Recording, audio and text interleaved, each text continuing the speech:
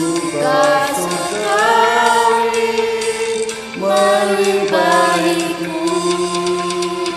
lagu malaikat amat merdu, kasih dan rahmat besertaku. Aku bernyanyi bahagia, memuji Yesus selamanya.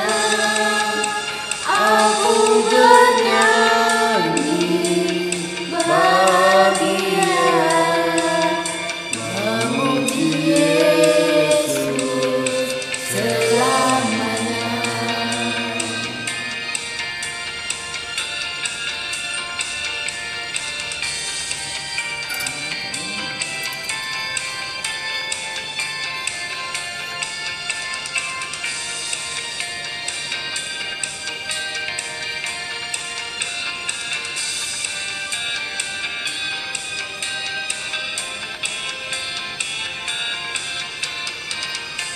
Aku serahkan diri penuh dalam Tuhanku, hatiku teguh sambil menyongsong kembalinya. Ku diliputi anugerah. Aku bernyanyi bahagia, memuji Yesus selamanya. Aku bernyanyi bahagia, memuji Yesus selamanya. Aku bernyanyi bahagia, memuji Yesus selamanya. Aku bernyanyi bahagia, memuji Yesus selamanya. Memuji Yesus selamanya.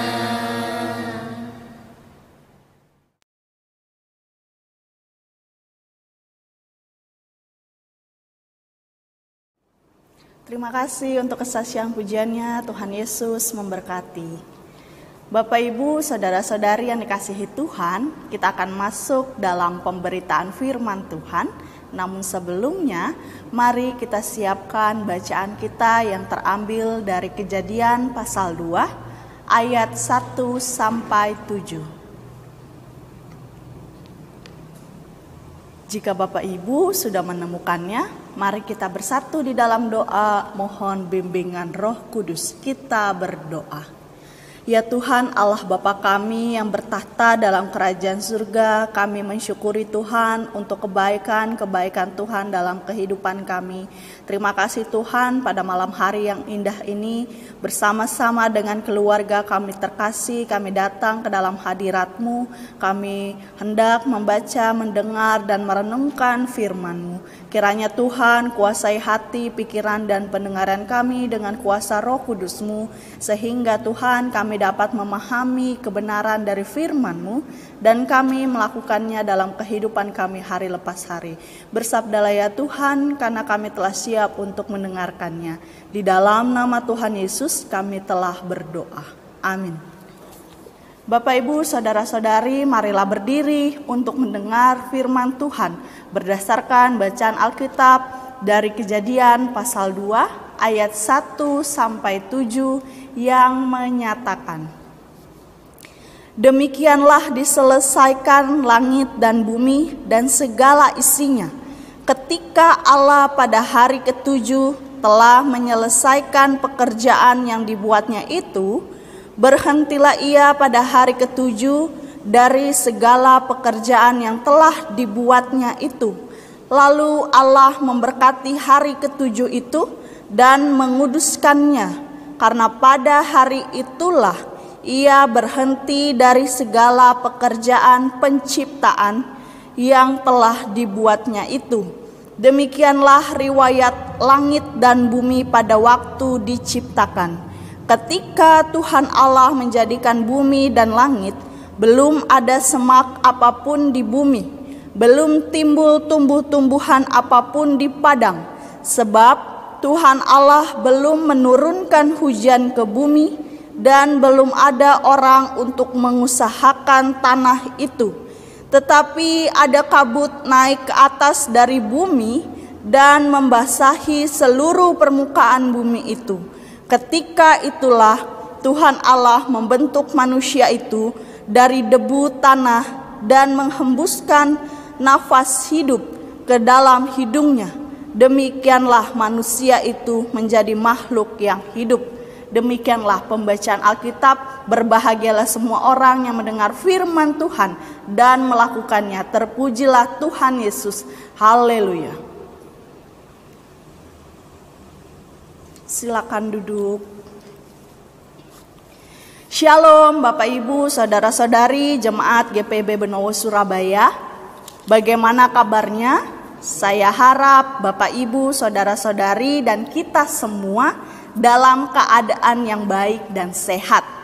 Bapak Ibu, Saudara-saudari yang dikasihi Tuhan, ketika kita berbicara tentang hidup seorang manusia, saya mau mengatakan bahwa irama hidup manusia pada umumnya sudah terlanjur mengakar kuat di dalam jiwa mereka, di mana manusia pada umumnya sudah menaruh standar hidup, dan standar hidup yang wajar bagi manusia pada umumnya adalah hidup sesuai dengan tuntutan zaman. Apalagi di zaman modern saat ini dengan perkembangan teknologi yang semakin maju, membuat manusia pada umumnya tanpa mereka sadari sudah mengikatkan diri atau terikat pada tuntutan zaman itu. Dan inilah yang membuat tidak banyak orang menyadari bahwa keinginan-keinginan yang mereka miliki untuk mengikuti tuntutan zaman ini itu telah menggerogoti hati dan pikiran mereka, sehingga membuat manusia tidak lagi memikirkan bahwa kehidupan saat ini adalah kehidupan yang sia-sia, kehidupan yang fana, kehidupan yang sementara. Dan biasanya keinginan diri yang mengikuti tuntutan zaman itu selalu berkaitan dengan kebutuhan jasmani, seperti keinginan memiliki rumah yang mewah, memiliki mobil yang bagus, memiliki deposito yang cukup banyak di bank, memiliki barang-barang branded, memiliki kekuasaan, kehormatan, dan lain sebagainya. Dan semuanya itu dijadikan sebagai tujuan hidup yang utama yang harus dicapai. Dengan demikian Bapak Ibu, manusia akan bekerja mati-matian memperjuangkan semuanya itu, supaya semua yang diinginkan bisa tercapai. Lalu kalau sudah tercapai, maka mereka akan merasa bahwa derajat hidup mereka sudah semakin meningkat. Itulah gaya hidup modern saat ini Bapak Ibu terkasih, dan tanpa terasa itulah yang membuat manusia semakin terbelenggu, semakin terikat dengan semua kesenangan yang mau mengikuti tuntutan zaman. Itu dianggap sebagai suatu kebutuhan hidup yang wajar. Bapak Ibu, saudara-saudari yang dikasihi Tuhan, manusia cenderung seringkali beranggapan bahwa selagi masih hidup di dunia ini, dinikmati saja dulu. Orang-orang yang memiliki cara hidup seperti ini, mereka sudah tidak pernah mau berpikir bahwa hidup di dunia ini singkat. Dan kita harus akui bahwa cara hidup yang seperti ini pun banyak terjadi di kehidupan orang percaya. Oleh sebab itu, mari kita periksa diri kita masing-masing. Apakah kita sedang memaksa diri kita untuk hidup mengikuti tuntutan zaman ini atau tidak? Kalau masih, yang menjadi pertanyaannya adalah, hanya untuk itukah kita hidup saat ini? Hanya untuk kenikmatan yang sementara itukah kita hidup saat ini? Bapak, Ibu, saudara-saudari, dari cerita ini kita dapat melihat bahwa banyak orang yang tidak mau mengerti tentang apa dan siapa diri mereka sesungguhnya. Hal ini disebabkan oleh banyak faktor, tentunya yakni kehidupan duniawi lebih penting dibandingkan rohani. Manusia berpikir bahwa dalam kehidupan ini manusia hanya berdasarkan pada kemampuan dan keahlian diri sendiri. Dalam perspektif iman Kristen, manusia terasing jauh dari Allah penciptanya. Manusia telah kehilangan citra Allah dalam dirinya sebagai tubuh jasmani dan rohani.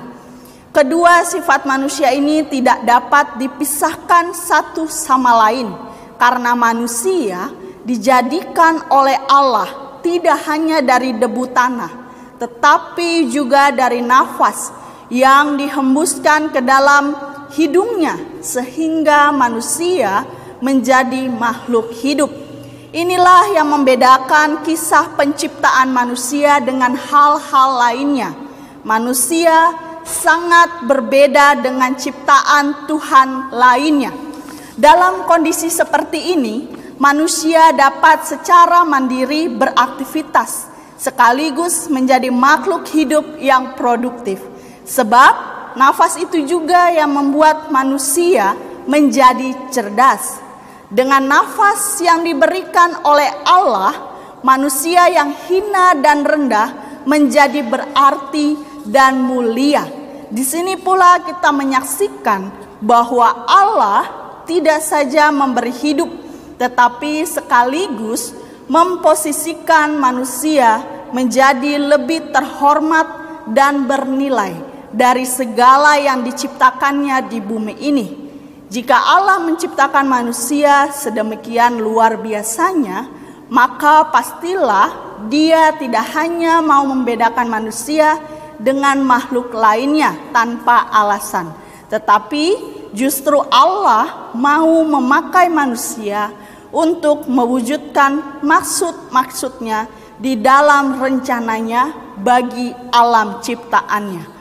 Bapak, Ibu, saudara-saudari yang dikasihi Tuhan, melalui perenungan kita pada malam hari ini, kita kembali diingatkan bahwa sebagai manusia, kita harus sadar bahwa diri kita bukan hanya makhluk jasmani, tetapi juga rohani. Kedua aspek manusia yang saling berhubungan pada dirinya inilah yang membuat manusia menjadi bernilai. Dan ini hanya ditemui dalam menghargai hidup sebagai anugerahnya lewat cara menghargai sesama dalam hidup bersama memuliakan nama Tuhan. Hiduplah dalam iman yang benar, sebab tubuh ini milik Tuhan. Hidup di bumi ini hanya sementara dan semua orang akan berakhir hidupnya. Firman Tuhan katakan, kita hidup hanya 70 sampai 80 tahun. Tapi jangan kita menunggu sampai 70-80 tahun itu. Kenapa? Karena seperti yang kita ketahui bahwa waktu kematian itu tidak harus menunggu sampai 70-80 tahun. Ketika manusia kembali kepada penciptanya, di sana Allah tidak bertanya, apa status dan kebesaran kita di bumi, tetapi apa yang telah manusia buat untuk Tuhan dan sesamanya.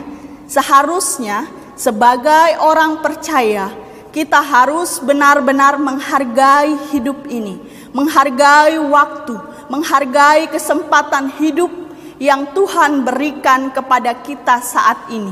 Jangan lagi disia-siakan. Bapak, Ibu, saudara-saudari yang dikasihi Tuhan, orang yang menghargai hidup pasti akan mengakui bahwa nafas hidupnya dari dan milik Tuhan. Kita hidup hanya dari kemurahan dan pengasihan Tuhan. Seperti yang dikatakan oleh Albert Einstein, bahwa berupayalah tidak hanya menjadi manusia sukses, tetapi juga bernilai. Orang bernilai dapat dikenali dengan bagaimana ia memberikan kebaikan dan kemanfaatan, bukan hanya untuk diri dan keluarganya sendiri, melainkan juga untuk orang-orang banyak. Orang bernilai mungkin memiliki tidak banyak, tetapi ia memberi banyak kepada orang lain.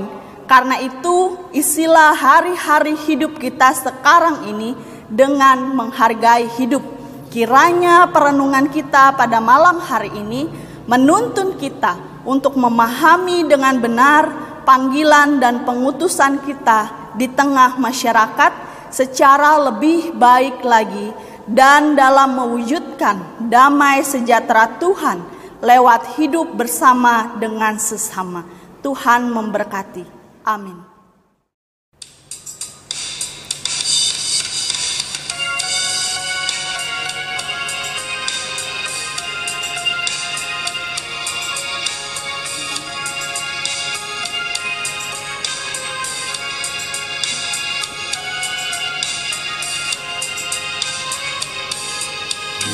Ini adalah kesempatan hidup ini untuk melayani Tuhan.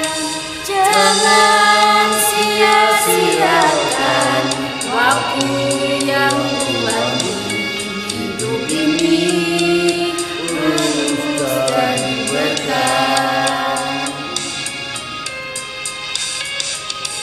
Hidup ini adalah kesempatan. Hidup ini untuk melayani Tuhan. Jangan sia-siakan waktu yang Tuhan beri. Hidup ini harus jadi berkat. Oh Tuhan, pakailah hidupku selagi aku masih kuat. Bila saatnya nanti ku tak berdaya lagi, hidup ini sudah jadi berkat.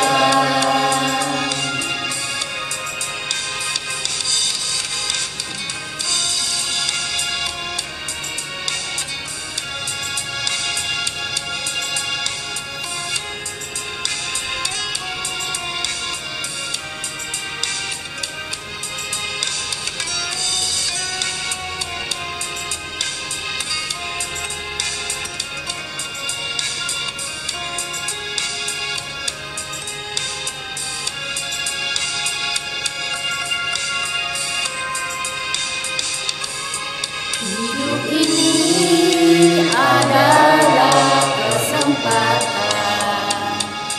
Hidup ini untuk melayani Tuhan. Jangan sia-siakan waktu yang Tuhan beri. Hidup ini harus jadi berkat.